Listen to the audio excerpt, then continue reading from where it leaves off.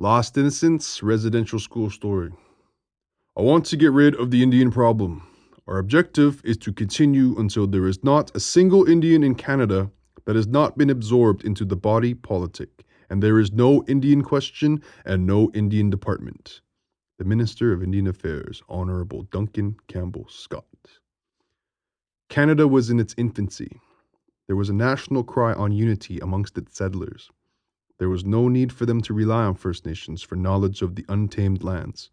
Industry had dominated the culture like it had so many regions of the globe, and there was no room in a new Canada for old ways. The Indian Act would be the government's solution to solve the Indian problem. The Act defined a people. It also provided a means for swift assimilation. The government was not satisfied with the minimal progress made by the Act. The culture and language would persevere.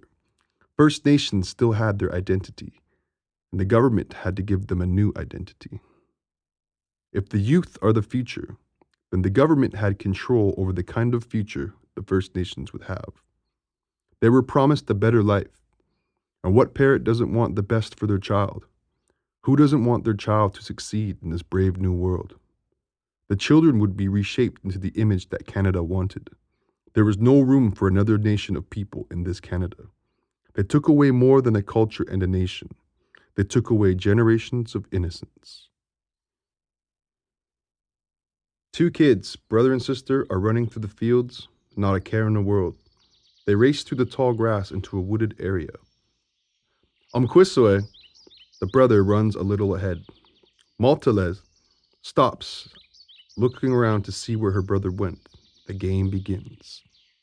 The land can be an unforgiving place if you do not respect it. She walks gently, observing her surroundings. Umkwe is watching from a distance, peering from behind a tree. She notices a bent branch. She also sees light, fresh footprints in the ground. On the tree, she notices a small marking, what looks like waves representing water. She knows he's close. Umkwe peers out again, but doesn't see her. He steps out of hiding, wondering where she went. Mal sneaks up behind him and startles him.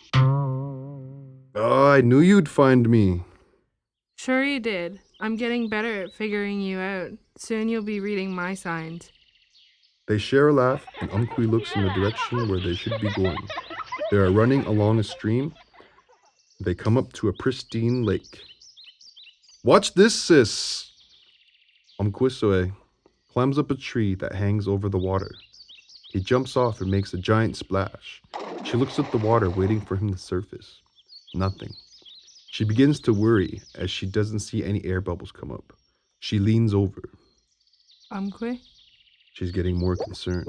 Her brother jumps out of the water and splashes water all over her. Right, gotcha! Ah, you got me all wet, you dummy. She's sitting on the ground with water dripping off her face. She gives him a dirty glare while he's treading water. Got you back! Just then, she begins to climb up the tree. Just be careful, Ma. Oh. She loses her grip and takes a little tumble, scraping her knee. Umkwe jumps out of the water and tends to his fallen sister. She's embracing her knee with tears running down her face. Are you okay? Let me take a look at it. Oh, it's just on the surface. Your big brother will fix you up. You'll be okay. He looks around and grabs a leaf, takes a little bit of water from the lake, and cleans the wound. There you go. Good as new. It's a good thing you got me around. He shoots her a wink. She smiles and gives him a hug. Thanks, but you still got me wet. She catches him off guard and pushes him in the water. Mal jumps in after him. They both emerge from the water, splashing, swimming, laughing, having a great time. Mal looks at the sun setting. Umkwe takes notice. It's getting late. Maybe we should head back. Need to help bring the wood in anyways. Race you. With your short legs? No problem. In their wet clothes, they proceed to run back to their cabin home. The kids come running through the bush to greet their father, who's been waiting for them. Mal runs to greet her father, only to freeze in her tracks when she notices an Indian agent just a few yards away. Umqui comes from behind her and takes notice of the agent as well, gives him a cold glare. What's going on, father? Why is he here? The father takes Umqui and his sister. You know, times are changing. Everything is not as it used to be. I remember when we used to be able to dance and share our stories with others. It's getting harder for us to share our voice. I want you to learn what you can from these people and be able to share what you've learned with us so we can better understand them. They don't listen to us anymore. We need you to be our voice now. Their knowledge could help us all better this place. Education is important, and we can only teach you so much. Learn their ways of thinking, but never forget what we've taught you about this land. She will take care of you. They both nod to their father and proceed to walk out. Umqui! He turns back and sees that his father wants to talk to him in private. Son, you're strong in mind and spirit. I've heard stories about these places, and don't let them break your spirit. Be proud of who you are and where you come from. I want you to protect your sister. Do not let any harm come to her. This will protect both of you. Keep it with you at all times. He hands him a medicine bag. Umqui nods. They are both escorted into a 1929 Ford A Tudor sedan. The agent starts the car and looks back at the kids from the rearview mirror. Ever ridden in a car before? They both don't reply and look off to their home. The father stands there, fading away as the dust covers their view. Ah, you don't even know what I'm saying, do you? Don't worry, that school's going to help you get the red out of you. Umqui puts his arms around Maul. The residential school. The car pulls up to the schoolyard. The agent steps out to greet the priest. Got a couple more souls for you to save, Father. The priest looks at the kids in the car and smiles at them. They'll make a fine addition to the flock. This should help out for our quota for the year. Well, get them registered right away. I'll file the papers for any others you have to get the money rolling in. What about those extra teachers? Don't worry about it. He takes the kids into church for registration. Sister, can you please assist me in this matter? Their rags need to be thrown away and bring in some fresh garments. Maul holds on tight to her brother's hand. He doesn't like the cold feel of this place. The priest pours holy water on them, blesses them with the sign of the cross. I baptize you, David, in the name of the Holy Ghosts. I baptize you, Mary, in the name of the Holy Ghosts.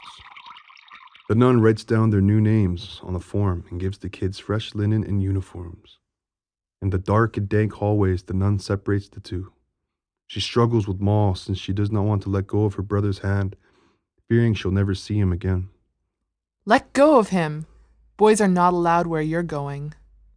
Don't leave me. The nun is about to slap Maul's hand so that she'll release her brother's grasp. Umqui grabs the nun's hand, squeezing it tight, and gives her a deep look of disapproval. The nun grabs a stick and whacks his hand to release her. Umqui lunges at his sister to quickly whisper in her ear, Be strong, sister. Don't let them break your spirit. As the nun takes a swing to his other hand, Maul sweeps for her brother as the nun takes her away. The priest holds on to Umqui as the nun takes Maul away. Sister! Worry not, sister. I'll bring this one to his quarters. Fret not, child. You are in God's house now. The Lord will look after you and your sister now. The priest escorts him to his lodgings. It's a dark-lit corridor. The wood creaks with every step. The priest has his hand on Umqui's shoulder the whole time. The priest pulls out a huge key ring. He fingers through the keys and unlocks the door. The door creaks open. The light that enters the room reveals the 2 rows of bunk beds, one on each side of the wall. The kids are sleeping. David, you are bed number 27. Do not wake the others. We have a big day ahead of us tomorrow.